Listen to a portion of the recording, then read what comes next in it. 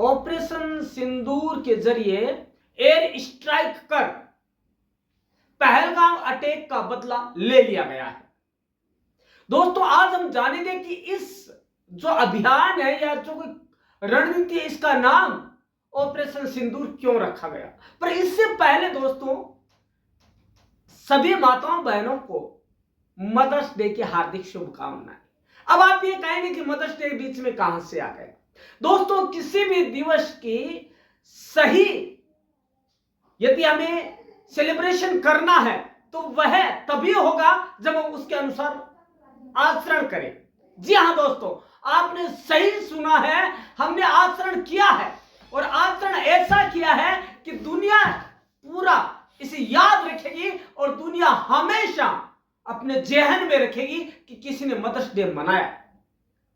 दोस्तों, आप सभी को ऑपरेशन सिंदूर की सफलता की हार्दिक शुभकामनाएं और पीएम मोदी और उनकी टीम को हार्दिक बधाइयां, जिन्होंने ऑपरेशन सिंदूर के सफल संचालन के जरिए उन माताओं बहनों के सिंदूर का बदला लिया जो कि पहलगाम अटैक की वजह से जिनकी मांगे सुनी हो गई, जिनका सिंदूर छिन गया। दोस्तों, अब हम जानेंगे कि ऑपरेशन सिंदूर क्या है और इसका नाम ऑपरेशन सिंदूर क्यों रखा गया। दोस्तों, आपको पता है कि ऑपरेशन सिंदूर का प्लान किसने तैयार किया। दोस्तों, हम आपको बता दें, ये ऑपरेशन सिंदूर का प्लान मोदी जी का नहीं था, लेकिन मोदी जी ने जो हरी झंडी दी, हालांकि मोदी जी के साइन है वो होना जरूरी होते हैं। दोस्तों, इसमें एक अन्य शख्स थे जिन्होंने यह जिम्मेदारी ली और भारतीय सेना ने पाकिस्तान के 9 ठिकानों पर मिसाइल अटैक कर जम्मू और कश्मीर के पहलगाम में हुए आतंकी हमले का बदला ले लिया। दोस्तों, पहलगाम अटैक के जस्ट एकदम बाद ही मोदी जी ने अपने टीम की मीटिंग बुलाई, उनको सबको कह दिया कि आतंकी ठिकानों को चिन्हित किया जाए, प्रमुख आतंकी ठिकानों को, और उनको नेस्तनाबूद करने की योजना बनाई जाए। दोस्तों, यह सारा जिम्मा दिया गया सलाहकार, किसको? सलाहकार अजीत डोभाल को, उनको दिया गया। बस उसको अंजाम देने के लिए हरी झंडी की जरूरत थी और कमान एनएसए अजीत डोभाल ने संभाली। एनएसए अजीत डोभाल ने विशेष टीम के साथ मिलकर ऑपरेशन की कमान संभाली। इस ऑपरेशन के लिए बहुत ही उम्दा टीम का गठन किया गया था। ऑपरेशन के पहले चरण में पाकिस्तान के भीतर चल रही गतिविधियों के बारे में इंटेलिजेंस इनपुट इकट्ठा किया गया। उसके बाद उन सभी ठिकानों को सिलसिलेवार तरीके से पहचान की गई जहां पर आतंकियों ने अपना नया ठिकाना बना लिया था। इसके बाद उन सभी लक्ष्यों को चुना गया जिनको लक्ष्य चुनकर उनको यह टारगेट किया गया कि उनको हमें खत्म करना है। दोस्तों, इसके बाद मंत्रणा की गई और एक बार फिर से फाइनल मीटिंग के बाद भारतीय इंटेलिजेंस ने इन सभी ठिकानों पर अपनी पैनी निगाह बनानी शुरू कर दी। हमले का पुख्ता प्लान करने के बाद एनएसए अजीत डोभाल ने प्रधानमंत्री मोदी से अंतिम मुलाकात की।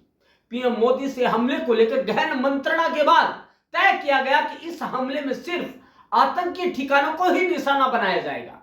पीएम मोदी से मुलाकात के बाद एनएसए अजीत डोभाल ने एक बार फिर से अपनी कोर टीम के साथ मीटिंग की। पीएम नरेंद्र मोदी से मिले निर्देशों के अनुरूप हमले का प्लान तैयार किया गया। एक बार फिर अंतिम मीटिंग की गई मोदी जी के साथ, जिनकी हरी झंडी दिखाए जाने के बाद अजीत डोभाल अत्यंत प्रसन्न हुए, अत्यंत खुश हुए और उन्होंने अपनी योजना को अमली जाना पहनाना शुरू कर दिया। हमले के लिए एनटीआरओ ने महत्वपूर्ण भूमिका निभाई। हमले का अंतिम प्लान के साथ एनएसए अजीत डोभाल एक बार फिर पीएम नरेंद्र मोदी जी से मिले। पीएम मोदी ने हमले को की हरी झंडी देते हुए एनएसए को आगे बढ़ने के लिए कह दिया। इसके बाद एक बेहद छोटे समूह का हमले के बारे में जानकारी दी गई और कंट्रोल रूम स्थापित कर दिया गया। इस कंट्रोल रूम की कमान पूरी तरह से एनएसए अजीत डोभाल के हाथों में दे दी गई। वही सिग्नल मिलते ही भारतीय फाइटर जेट्स ऑपरेशन सिंदूर को अंजाम तक पहुंचाने के लिए आसमान में उड़ गए। दोस्तों ठीक 12:37 पर भारत ने पाकिस्तान की धरती पर मौजूद आतंकी ठिकानों को निशाना बनाना शुरू कर दिया। देखते देखते आतंकियों के 9 ठिकाने नेस्तनाबूद हो गए और पाकिस्तान में, पूरे पाकिस्तान में हाहाकार मच गया।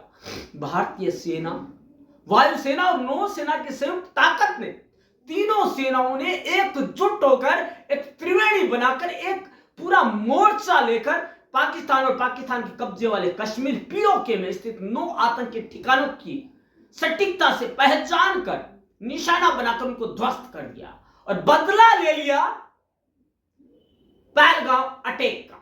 दोस्तों यह एक बहुत बड़ा हमला था। पहलगाम अटैक है दोस्तों, मानवता पर अटैक था, ये धर्म पर अटैक था। यह कार्रवाई न केवल एक बड़ा संदेश है, जम्मू कश्मीर के पहलगाम में आतंकी हमले में निर्दोष नागरिकों की मौत के बाद भारत ने 14 दिन के भीतर इसका मुंह तोड़ जवाब दिया और कार्रवाई करके बदला भी ले लिया। अब बताते हैं आपको इसकी जानकारी किसने दी। कर्नल सोफिया कुरैशी ने इसकी पूरी जानकारी दी। कर्नल सोफिया कुरैशी और विंग कमांडर व्योमिका ने ऑपरेशन सिंदूर के बारे में जानकारी साझा करते हुए बताया कि इस मिशन के दौरान आतंकियों के 9 ठिकानों को सफलतापूर्वक नष्ट कर दिया गया है।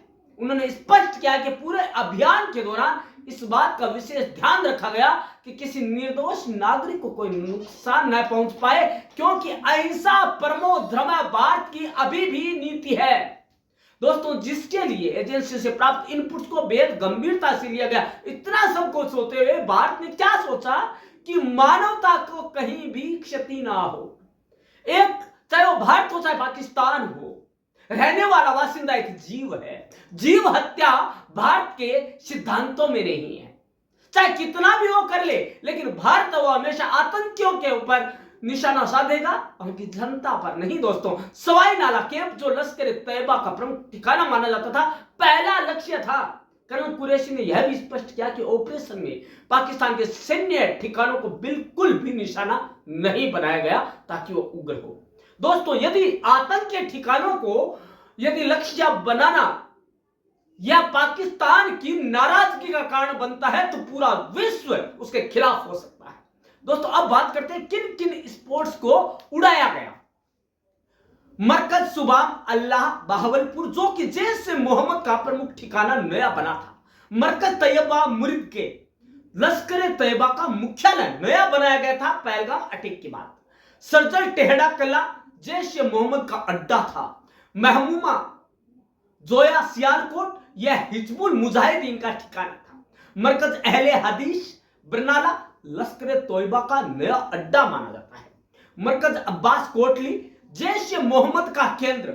मस्कर रहील शहीद कोटली हिजबुल मुजाहिदीन का एक ट्रेनिंग सेंटर जिसे मदरसा कहा जा सकता है। शवाई नाला कैंप मुजफ्फराबाद लश्कर तैयबा का आतंकी शिविर। उसके बाद सैदना बिलाल कैंप मुजफ्फराबाद जैश ए मोहम्मद का संचालन केंद्र। दोस्तों इन केंद्रों को ध्वस्त कर भारत ने एक बहुत बड़ी सफलता हासिल की है और बदला लिया उस सिंदूर का जो कि लुट चुका था इस पहलगाम अटैक की वजह से। दोस्तों क्या वो माताएं बहनें किसी की माताएं नहीं थी? उन माताओं के सिंदूर का, खोए सिंदूर का बदला लेकर मदर्स डे से पहले उनको हैप्पी मदर्स डे कहना बनता है। दोस्तों अब हम बात करते हैं कैसे की गई थी प्लानिंग। एक बार आपको फिर से बता दें दोस्तों, प्लानिंग को यदि आप स्टेप बाय स्टेप जानेंगे तो आपको आश्चर्य होगा कि इतने शांत तरीके से इतनी महत्वपूर्ण रणनीति बनाई गई। दोस्तों पहलगाम अटैक होता है, उसके ठीक बाद मोदी जी अपनी एक कमेटी की बैठक बुलाते हैं, कोर कमेटी की। उसके बाद अजीत डोभाल को उसको शामिल किया जाता है और उनको कहा जाता है कि किसी भी हालत में इन सबको हमें जल्दी से जल्दी इनकी जानकारी लेकर नए अड्डों ठिकानों की पीओके हो चाहे वो पाकिस्तान हो, उन सबके आतंकियों के अड्डों के ठिकानों की जानकारी लेकर उनको निशाना बनाना है और कोई मानवता का हनन ना हो, यह हमें ध्यान रखना है। दोस्तों, अजीत डोभाल ने अपनी कोर कमेटी के साथ मीटिंग की और अपनी एक ऐसी टीम गठित की जो कि इसके लिए पूर्णतया से तैयार हो। और दोस्तों, जरूरत थी तो पीएम मोदी जी के हरी झंडी दिखाने की। पीएम मोदी जी ने राष्ट्रपति द्रौपदी मुर्मू से मीटिंग की, उसके बाद उन्होंने हरी झंडी दिखाई और उन्हें तीनों सेनाओं को संयुक्त रूप से आगे बढ़ने की हरी झंडी दिखा दी और निर्देश दे दिए। अब क्या होना था, अजीत डोभाल जो पहले से तैयार थे बदला लेने के लिए, उन्होंने राफेल को आदेश दे दिया, तीनों सेनाओं को आदेश दे दिया कि हम तैयार हैं, केवल 9 आतंकियों के ठिकानों को हमें लक्ष्य बनाना है, हमारा लक्षित केंद्र होना चाहिए। और दोस्तों, उसके अनुरूप सभी 9 ठिकानों को ध्वस्त कर दिया गया, नेस्तनाबूद कर दिया गया और ले लिया गया बदला हमारे उस अटैक का, जिसमें हजारों लाखों लोगों को अपनी आहुति देनी पड़ी और उन निर्धर्मी अधर्मी आतंकियों के हाथों अपनी मौत गंवानी, अपनी जान गंवानी पड़ी। उन महिलाओं के सिंदूर का बदला भी लिया गया, उन माताओं के सिंदूर का बदला लिया जिनकी शादी को 6 दिन हुए थे और जो घूमने गए थे कश्मीर की वादियों के में, जिसको धरती का स्वर्ग कहा जाता है। उन्हें यह नहीं पता था कि ये आतंकी, विधर्मी अधर्मी आतंकी उनके सिंदूर को इस तरह नोच लेंगे, खरोच लेंगे या मिटा देंगे। लेकिन दोस्तों, उन्हें यह नहीं सोचा कि भारत माता के लाल में आज भी शान है और उस शान को कभी भी जाया नहीं जाने देगा और बदला लेगा माता के, इस भारत माता के सम्मान को ले लिया। दोस्तों, मदर्स डे के ठीक 4 दिन पहले और पहलगाम अटैक के ठीक 14 दिन बाद। तो दोस्तों, आप क्या सोचते हैं पहलगाम अटैक के बदले की कार्यवाही के बारे में? क्या आप भी सहमत हैं इससे? तो दोस्तों, कमेंट बॉक्स आपके लिए खाली है। मदर्स डे आने वाला, आप जो भी कमेंट देना चाहें दे सकते हैं। धन्यवाद दोस्तों।